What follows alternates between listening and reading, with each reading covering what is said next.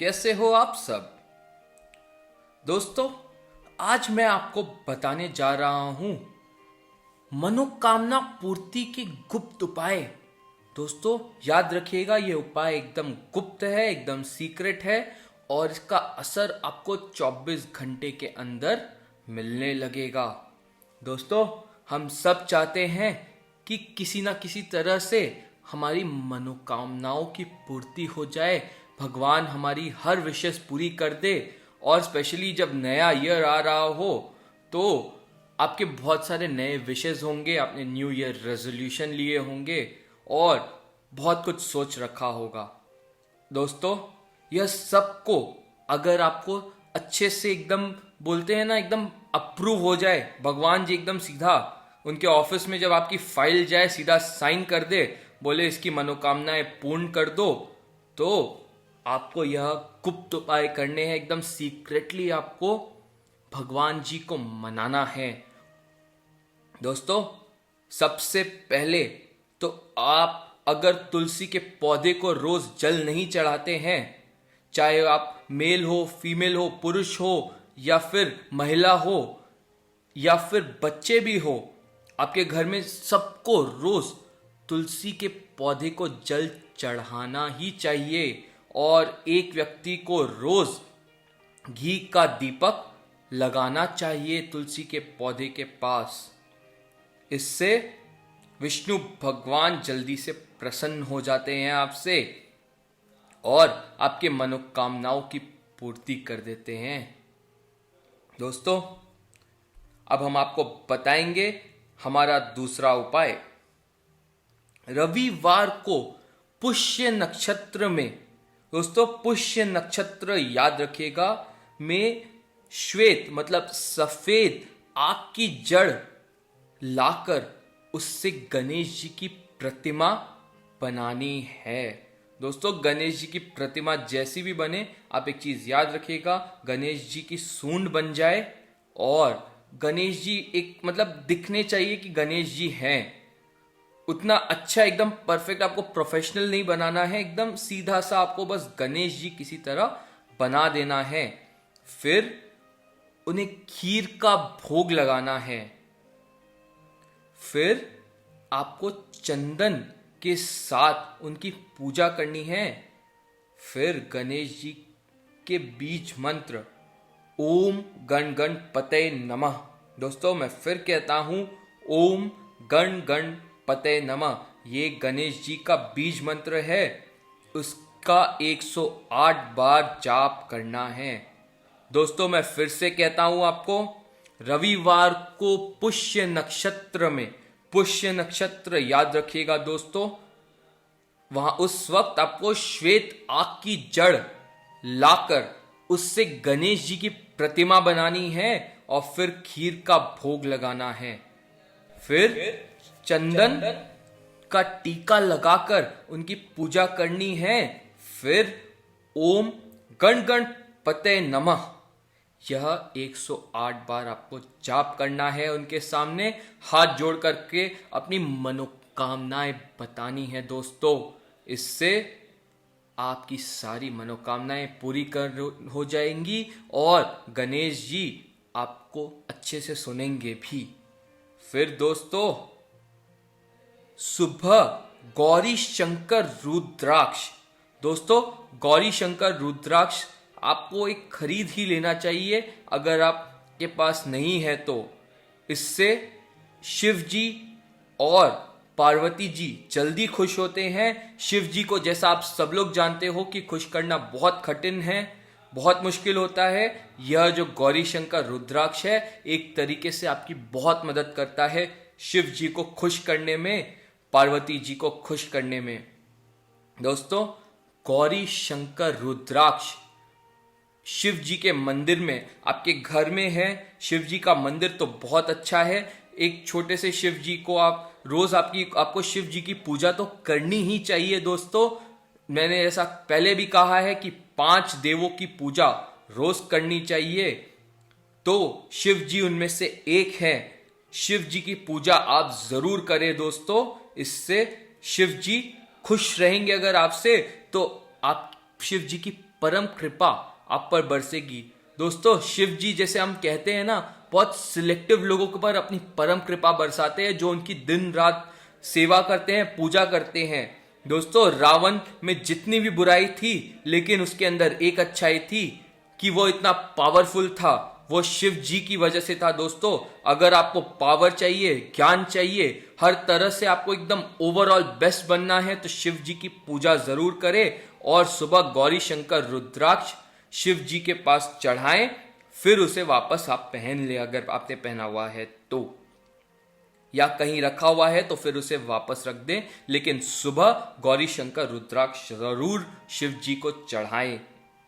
फिर सुबह बेल पत्तर, जो बल्ब बोलते हैं जिसको, बिल्ब पर सफेद चंदन की बिंदी लगानी है और मनोरथ बोलकर शिवलिंग पर अर्पित करना है।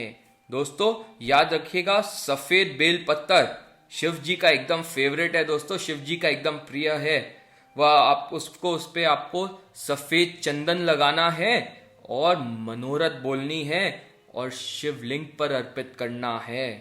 दोस्तों, अगर आप ऐसा करोगे तो आपकी मनोकामनाएं 24 घंटे में पूरी हो जाएंगी। दोस्तों, और एक चीज याद रखना, यह जो मैं उपाय बता रहा हूं एकदम गुप्त है, किसी के सामने नहीं करना। मैंने पहले भी कहा है दोस्तों, यह उपाय एकदम गुप्त है।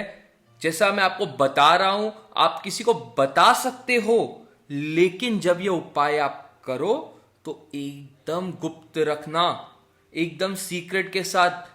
अगर अपने घर वालों में से अपनी वाइफ को आप बता सकते हो, आप अपने हस्बैंड को बता सकते हो, लेकिन ऐसा नहीं कि कोई पराया व्यक्ति हुआ, जो बाहर के व्यक्ति होते हैं उनको तो बिल्कुल भी नहीं बताना कि आप यह उपाय करते हो।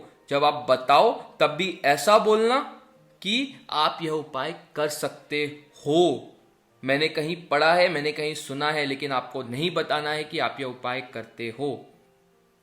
फिर दोस्तों, बड़ के पत्ते पर मनोकामना लिखकर बहते जल में आपको प्रवाहित करना है। दोस्तों, एक चीज याद रखिएगा, बहता जल जो है वह आप अपने हाथ से भी क्रिएट कर सकते हो, अपने हाथ से भी बना सकते हो। जैसे कि आप कोई तालाब पर गए, आपके घर के पास गंगा जी, जमुना जी या बहता जल नहीं है, आप किसी तालाब पर गए, वहां पे बड़ का पत्ता लिया, फिर उस पर अपनी मनोकामना लिख दीजिए। आप मनोकामना कोई भी चीज से लिख सकते हैं, लेकिन ट्राई करिएगा कि आप वो जो मनोकामना है, एक रोली जो होता है, रोली, उसे थोड़ा पानी उसमें रोली में मिला लीजिए, फिर उससे अपनी मनोकामना लिखिए। यह बहुत अच्छा रहता है दोस्तों। लेकिन आप चंदन भी यूज कर सकते हो, नहीं हुआ तो आप मार्कर भी यूज कर सकते हो, उसमें कोई टेंशन नहीं है।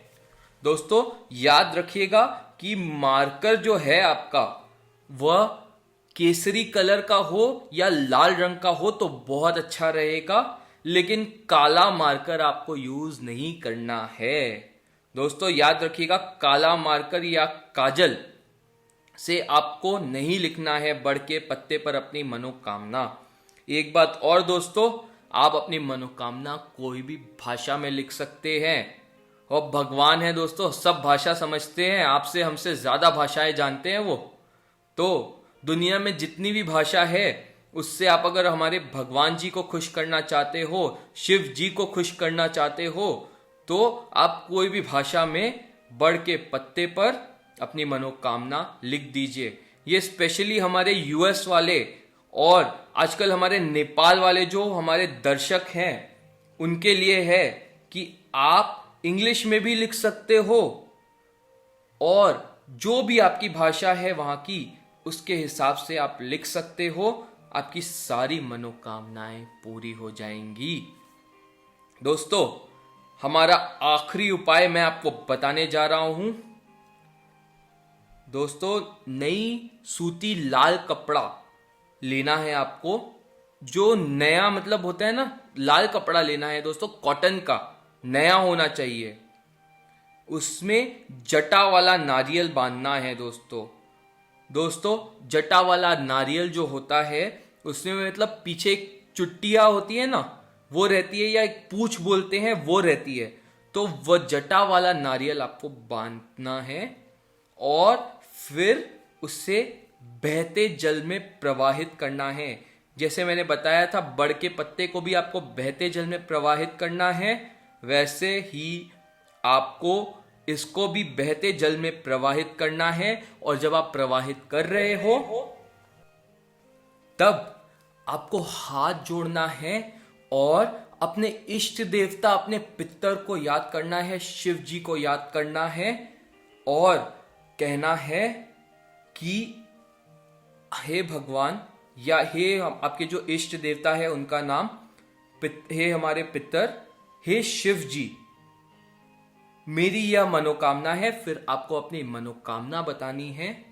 फिर आपको कहना है कि प्लीज मेरी मनोकामना पूरी करिए। देखिए दोस्तों, आप जितना सिंपल रखेंगे अपनी मनोकामना को, जितना आपके मतलब आपको जितना अगर हासिल करना है, जैसे कि आप अगर ऐसी मनोकामना मांग लोगे कि भाई मेरे को आप 200-500 करोड़ रुपए दे दो, दोस्तों यह पॉसिबल नहीं है।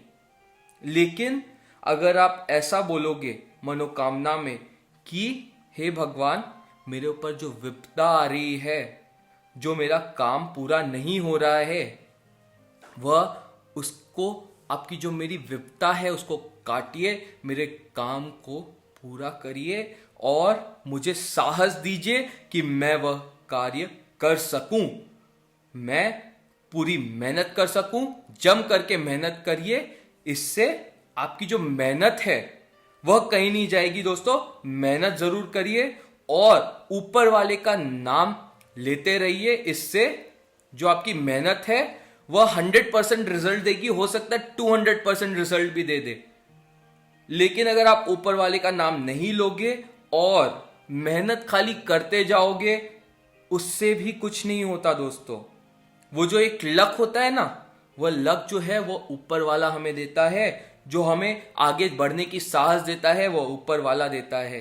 तो याद रखिएगा दोस्तों, मनोकामना ऐसी मांगनी है जो जिनके हम हकदार हों। ऐसी नहीं मांगनी कि भाई मुझे अब आप एकदम मतलब रातों रात मुझे 10 तो रॉल्स रॉयस दे दो या 10 ऑडी दे दो, ऐसा नहीं मांगना है दोस्तों। इससे भगवान आपकी मनोकामना तो पूरी नहीं करेंगे, इतना तो विश्वास रखिए। लेकिन हो सकता है लॉन्ग टर्म में अगर आप उतना मेहनत करें तो भगवान आपसे खुश हो जाए और आपकी मनोकामना पूरी कर दे। तो दोस्तों यह था हमारा गुप्त उपाय। यह जो उपाय आपको करना है, किसी को बताना नहीं है कि आपको यह उपाय आप ये कर रहे हो या आपने ऐसा किया है। कुछ लोग ऐसा होता है कि दोस्तों को बताने के लिए, भाई मैं रातों रात ऐसा बन गया, मेरी सारी मनोकामना पूरी हो गई, मैंने यह किया। आप जब उपाय बताओ तो यह बोल देना कि आपने कहीं पढ़ा या आपने कहीं सुना और आपने सुना है कि यह उपाय काम करता है। ऐसे करके आप यह उपाय बता सकते हो। आप हमारा वीडियो भी आगे बढ़ा सकते हो उपाय के नाम पे। इससे हमारा ये जो उपाय है वो फैलेंगे। तो दोस्तों अगर आपको कहीं पे भी कुछ भी प्रॉब्लम है या डाउट है या आपको कहीं कुछ समझ नहीं आया, तो आप हमें नीचे में कमेंट करके जरूर लिखिए। और जो अगर आपको वीडियो पसंद आया, अगर हमारा ये था वीडियो था आपको अच्छा लगा, तो आप लाइक और कमेंट जरूर करिए और शेयर जरूर करिए।